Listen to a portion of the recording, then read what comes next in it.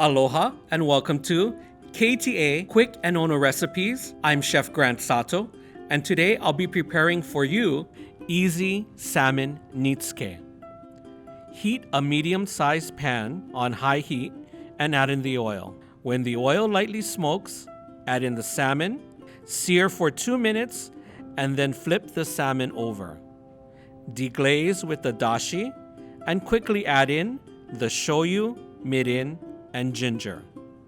Bring the mixture to a quick boil and then reduce the heat to medium and simmer for 2 minutes.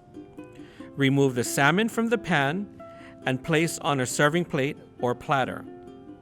Place the pan back on the heat and reduce the remaining liquid in the pan by half to concentrate the flavor, and then pour the sauce over the salmon. Serve immediately.